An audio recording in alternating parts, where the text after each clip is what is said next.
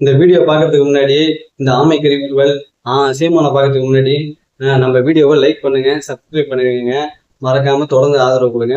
Video முழுசா பாருங்க. நான் விட்டுட்டு வந்திருக்கேன். என்னடா இவன் விட்டுட்டு வந்திருக்கான்னு சொல்லி பார்த்தா பொண்டாட்டி விட்டு வந்திருக்கான், புள்ளைய விட்டு வந்திருக்கான், மகளை விட்டு வந்திருக்கான். இந்த சாத்தமாமா அயோக்கிய பையன் என்ன பேசிருக்கான்னு பாத்தீங்கன்னா, விட்டுட்டு வந்துட்டேன், நான் என்னோட உச்சத்தை விட்டுட்டு வந்துட்டேன், இதை விட்டுட்டு வந்துட்டேன்னா எதனா விட்டு வந்தான்னு பார்த்தாக்கா என் பொண்டாட்டி பிள்ளைய விட்டுட்டு வந்துட்டாங்களா அப்படின்னு சொல்லி சொல்றான். அயோக்கிய பையலே, நான் என்ன கேக்குறேன்னா, அடுத்தவன் பொண்டாட்டி ஏற்கனவே மாசமா இருந்த பொம்பளைய கூப்பிட்டு வந்து நீ குடும்பம் நடத்திக்கிட்டு இருக்க, கருவை கலைச்சிட்டு நீ குடும்பம் நடத்திக்கிட்டு இருக்க, அவன் அந்த பொம்பளையோட சொத்தை ஆட்டையை போட்டிருக்க. நீ பேசுறதுக்கு முன்னாடி உன் குடும்ப லட்சணம் என்னன்றதை தெரிஞ்சுக்கிட்டு நீ பேசணும், சரியா? அதுக்குள்ள வந்து அடுத்தவங்க ஃபேமிலிக்கு போயிடக்கூடாது. இவங்களுக்கு என்னன்னா இப்ப திக்குன்னு எரியுது. இதுக்கு முன்னாடி வந்து திரள்நிதி திரட்டினது வந்து பாத்தீங்கன்னா, போன வாட்டி எலெக்ஷன் அப்போ 2021 அப்போ திரள்நிதி மட்டும் 50 கோடி திரள்நிதி மட்டும். இந்த வாட்டி பாதிக்கு பாதி கூட இல்லையா, 10 கோடி தான் வந்துச்சான் திரள்நிதி மட்டும். அதனால இவனுங்களுக்கு வயிறெல்லாம் எரியுது. எதிர்கட்சியில, அதாவது எதிர்கட்சி மற்றும் ஆளுங்கட்சி கிட்ட இருந்து காசு வாங்குறது கோடி கணக்குல கொடுத்தாங்களாம். 200 கோடி 150 கோடின்னு கொடுத்துட்டு இருந்தாங்களாம். அதாவது இந்த இதுல வந்து நீங்க வேலை செய்யக்கூடாது, தனிச்சு நின்னுக்கோ, ஆனா எல்லாம் மொக்க வேட்பாளரை போட்டு நீங்க வந்து ஜெயிக்கிற அளவுக்கு போக கூடாது, நீங்க வேலையை செய்யக்கூடாதுன்னு சொல்லி பொட்டி வாங்குவாங்கலாம். அது வந்து பொட்டியும் கம்மியாயிருச்சான். உனக்கு விஜய் வந்ததுக்கு அப்புறம் மவுசே போயிடுச்சு, போனா போதுன்னு உனக்கு எதனா கொடுக்கணும்னு சொல்லி கொடுக்குறோம், அதனால வாங்கிக்கோ, 20 கோடி 25 கோடி வாங்கிட்டு பொட்டியை முடிட்டு போயிருந்தாங்களாம். அந்த வெயிட் டெஸ்டில் தாங்க முடியல. சீமானுக்கும் தூக்கம் வரல, சாட்டை திரும்புறதுக்கும் தூக்கம் வரல. மேடைக்கு மேடை என்னென்ன நடக்குது, எவ்வளவு கஷ்ட காலங்கள் இருக்கு, என்ன எவ்வளவு மக்கள் துன்பத்துல இருக்கிறாங்க, அதை பத்தி எல்லாம் ஒரு வார்த்தை கூட பேச மாட்டான். இதுதான் இப்போதைக்கு சாட்டை மாமாவோட நிலைமை. பெத்தல பாதாளத்துக்கு போயிட்டான். நரி நாட்ட ஆள ஆசைப்பட்டுருச்சு, முன்னாடி இருக்கிற ஆடுகளை எல்லாம் கூட்டி வச்சு பேசுது, எனக்கு ஓட்டை போட்டு வெள்ள விட்டுச்சுன்னா நான் வென்று வந்தவொடனே குளிர்காலத்தில் நடுக்கம் இல்லாமல் இருக்க உங்களுக்கு போர்வதாருன்னு. சரி, நரி வந்து போர்வதாருன்னு நினைச்சு போட்டான் ஓட்டை. நரி முதலமைச்சர் ஆயிடுச்சு. ஆனவொடனே என்ன செய்யுது, போர்வதான்னு கேட்குது, தாரன்ட்டு ஒவ்வொரு ஆட்டு தோலையும் உரிக்குது.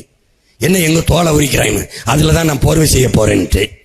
இவன் 10,000 போடுறேன், இவன் 8,000 டோக்கன் தாரேன், இவன் 2,000 தாரேன், இவன் மிக்சி தாரேன், இவன். இந்த பக்கம் சீமான் மாமா பாத்தீங்கன்னா நிறைய ஆடு கதையை சொல்லுவான். என்னன்னு கேட்டேன், இலவசம் கொடுக்குறேன்னு சொல்லுவாங்க. அதுக்கப்புறம் பாத்தீங்கன்னா ஆடோட தோலையை உரிச்சு அந்த கதையை பார்த்துருப்பீங்க. இந்த கதையெல்லாம் பேசிக்கிட்டு விளையாண்டுருப்பான். என்னன்னா இவன் எதுவுமே தரமாட்டான், இவன் எதுவும் தரமாட்டான். அதாவது மக்கள் வரி பணத்துல இருந்து மக்கள் கெடுத்து செய்யறான். இது எத்தனையோ தடவை சொல்லியாச்சு. இவனுக்கு என்ன தெரியுமா, இப்ப இவனுக்கு வந்து யாரும் ஓட்டு போட போறது கிடையாது, ஆனா இருக்கிற ஓட்டை விஜய்க்கு போகாம திருப்பணும் அப்படின்றதுக்காக வாய்க்கு வந்ததை பேசிக்கிட்டு இருக்கான். அதாவது இலவசம் தரேன், இதை தரேன்னு சொல்றாங்க, நம்பாதீங்க, உங்க மேலதான் வரிச்சுமையை சமத்துவாங்க அப்படின்னு சொல்லிட்டு ஏற்கனவே இருக்கிறவன் அதை தான் பண்ணிட்டு இருக்காங்க. அதெல்லாம் வந்து பேசல, அதை பத்தி பேசவே மாட்டான். விஜய் என்ன சொன்னாரு, சொல்லிட்டாரு அப்படின்றதுதான். இவன் என்ன சொல்லுவான் தெரியுமா, சீமானு நான் இலவசமா பிள்ளை தரேன்னு.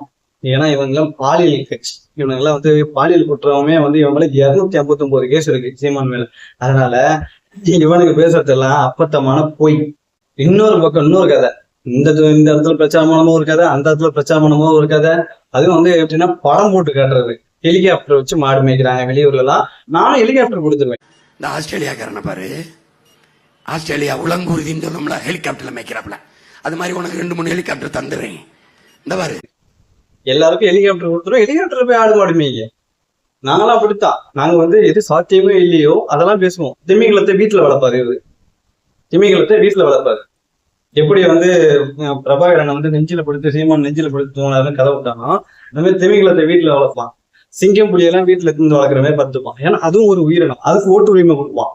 மென்டல் சைமன் இந்த மாதிரி ஒரு கூத்தெல்லாம் வந்து விதவிதமா நடந்துகிட்டு இருக்கும்போது இவங்களோட தலைவன், அதாவது இவங்களுக்கு பொட்டி கொடுத்து விஜயை பத்தி பேச சொன்னாங்க பாரு, உதயநிதி ஸ்டாலின், அவன் என்ன பண்றான், அங்க யாருமே கண்டுக்கல.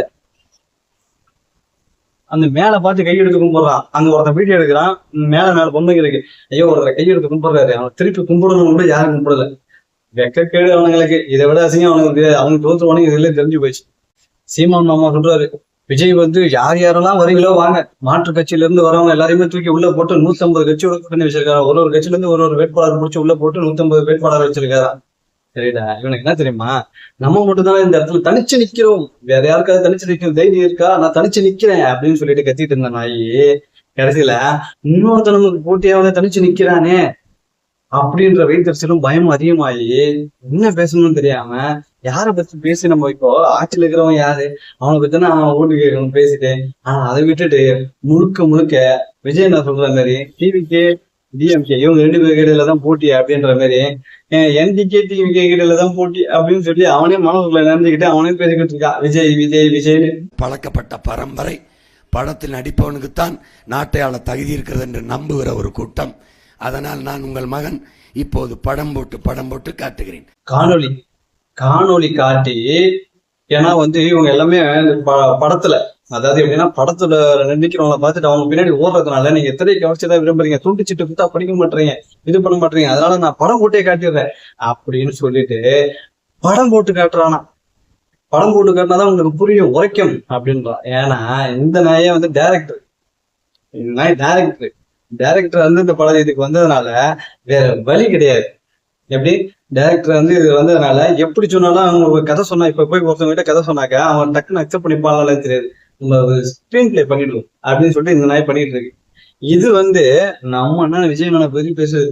ஏன்னா ஏதாவது ஒண்ணு பேசி ஆகணும், அதுல விஜய் இழுத்து ஆகணும், இப்பதான் கை தட்டுவாங்க கீழே உட்காந்துருக்கிறவங்க கூட அப்படின்னு சொல்லிட்டு விஜய் பத்தி பேசிட்டு இருக்காரு. கான்பிடண்டா இருங்க, வெற்றி நிச்சயம். அவருக்கே கான்பிடன்ட் 2 தூதியில போட்டிருந்தாப்ல. இவன் சொல்றான் கேட்டீங்களா, ஒன்னு டிவிக்கே இன்னொன்னு டிஎம்கே அப்படின்னு சொல்லி கான்பிடன்ட் வெற்றி நவதே அப்படின்னு சொல்லிட்டு 2 தொகுதியில போய் நிக்கிறான். இவனுக்கு என்ன தெரியுமா, நான் இது ஏற்கனவே ஒரு வீடியோலயும் போட்டிருந்தேன், இந்த மாதிரி 2 தொகுதியில் நிக்கிறது சீமானுக்கு வயிறு 2 தொகுதியில் நிக்கிறான். இது வரைக்கும் சீமான் வார்டு கவுன்சிலரை கூட ஆக முடியல. அவங்க பிள்ளைகளும் 234 தொகுதியிலுமே தமிழ்நாடு ஓவரால் தமிழ்நாட்டுல ஒரு வார்டு கவுன்சிலரை கூட வார்டு மெம்பரை கூட ஆக முடியல. அதனால இவங்களுக்கு பயம், ஐயோ 2 தொகுதியிலும் ஜெயிச்சுட்டா என்ன பண்றது, இதுக்கு முன்னாடி வரலாற பாருங்கடா, அதுல சட்டத்துல இடம் இருக்கான்னு பாருங்கடா, இன்னொரு ஜனநாயகத்துல இன்னொருவருக்கு வாய்ப்பு மறுக்கப்படுகிறது, அதெல்லாம் கதை கிடையாது. அந்த வாய்ப்பு மறுக்கப்படுகிறதுனா அந்த சட்டத்தை போட்டவங்க அந்த மாதிரி போட்டிருக்க மாட்டாங்க, 2 பேர் நிக்கலாம் அப்படின்ற மாதிரி கொடுத்துருக்க மாட்டாங்க. சரியா, ஏன் 2 பேர் நிக்கலான்றாங்கன்னா அது அவங்க விருப்பப்பட்டா நின்னுக்கலாம், இல்லைன்னா அவங்க வேற ஆளை நிப்பாட்டிக்கலாம். நீங்க வாய்ப்பு மறுக்கப்படுகிறது அப்படின்னாக்கா நீங்களே தண்டமா இருந்து எதுலையுமே ஜெயிக்காம இருக்க, நீங்க விலைக்கு போயிருங்க, உங்க வாய்ப்பு இன்னொருத்தர் கொடுங்க, ஜெயிக்கிட்டோம். நீங்க போட்டி வாங்கிட்டு வேட்பாளர் அந்த இடத்துல போட்டு அவங்க மொக்க கேண்டிடேட்டா போடுற, நீங்க 150 கோடி கொடுங்க அப்படின்னு சொல்லி பிச்சை எடுத்து பிளப்பு நடத்துற நீங்க எங்க அண்ணனை பத்தி பேசுறதுக்கு தகுதி இல்லாத ஆட்கள். இன்னொரு இடத்துல இவன் அதான் சொல்லுவாங்க தெரியுமா, ஒன்னுத்துக்கும் சாத்தியமே இல்லை. ஒரு படத்துல கூட வருவாங்க, இன்னும் திமிங்களப்பா அன்னைக்கு பார்த்தா இவ்வளவு சோறு திணிச்சு திடீர்னு பார்த்தா ஒரே குட்டியா போட்டு தள்ளிடுச்சு அப்படின்னு வாங்க. அந்த மாதிரி கதை சொல்லிட்டு போ, காலில் ரத்தம் வருவாங்க. அந்த மாதிரி கதைக்காரன் என்ன சொல்றான், எல்லாருக்கும் சைக்கிள் கொடுத்துருவேன், எல்லாம் சைக்கிள்ல தான் போவான், சைக்கிள் நானே சட்டம் போட்டது சைக்கிள்ல தான் போவோம். நீ தெம்பு திராணி இருந்தா இதுக்கு முன்னாடி நீ பேசுறதுக்கு முன்னாடி இதை செயல்படுத்தி காட்டு, இதெல்லாம் செயல்படுத்தி காட்டலாம்ல, மற்ற விஷயங்கள் தான் வந்தாதான் பண்ண முடியும். நீ இப்பயே வா சைக்கிள்ல, உயிருக்கு பயப்படுற நீ அப்புறம் எப்படி மக்களோட இதை இறங்கி மக்களை கலந்து எல்லாத்தையும் பார்த்துப்ப, ஏன் ஒய் பிரிவு எக்ஸ் பிரிவு இந்த பிரிவு அந்த பிரிவுன்னு கேட்டுக்கிறான் அப்படின்னு சொல்லி பேசுறீங்க. நீ தைரியமான ஆளா இருந்தா சைக்கிள்ல வா, பிரச்சனை பண்றது. உன் தொம்பி இருக்கானே சாட்டை திரும்ப அவன் சைக்கிள் அனுப்ப பார்ப்போம், நீ போலனா கூட விடு, உன் தொம்பி அனுப்ப பார்ப்போம். வெறுத்து விட்டுருவாங்க வெளியே வந்தாங்க. நீங்க சொல்ற ஒவ்வொரு பொய்யும் எல்லாத்தையும் ஆதாரத்துக்கு பிச்சு எடுத்து விடுவாங்க. சரியா, அதனால பேசுறதுக்கு முன்னாடி இது சாத்தியமானு தெரிஞ்சுக்கிட்டு பேசு. எல்லார்ட்டையும் ஐடி கேட்டு வாங்கி எடிட் பண்ணி கொடுக்குறான்னு எல்லாருக்கும் ஒரே மாதிரி எடிட் பண்ணி கொடுத்துருக்காங்க. இந்த திமுக காரனுக்கு பண்ணுவாங்க பார்த்தீங்களா, அதே போல் இவங்க பண்ண ஆரம்பிச்சிட்டானுங்க. கடைசியா ஒண்ணு என்னன்னா, இவங்க ஒரு 10 ஃபேக் ஐடி வாங்கிட்டு அந்த ஃபேக் ஐடியில ஒரே மாதிரியான வீடியோ போடுறாங்க. அதாவது நாம் தமிழர் கட்சிக்கு ஆதரவா போடுற மாதிரி ஒரே மாதிரி வீடியோ போட்டுட்டு, பாரு எங்க அண்ணனுக்கு எங்களுக்கு இருக்கிற சப்போர்ட்டை பாருங்கன்னு சொல்லி அந்த வீடியோ எடுத்து சாட்டை திரைப்படம் போடலாம். அது இல்லாம நிறைய பேர்கிட்ட சொல்லியிருக்காங்க, உங்களோட போட்டோவை மட்டும் அனுப்புங்க, வீடியோ எடிட் பண்ணி நாங்க தரோம் அப்படின்னு சொல்லிட்டு கெஞ்சிக்கிட்டு இருக்கேன். என்னடா இப்படி ஆகி போச்சு. நன்றி, வணக்கம் மக்களே.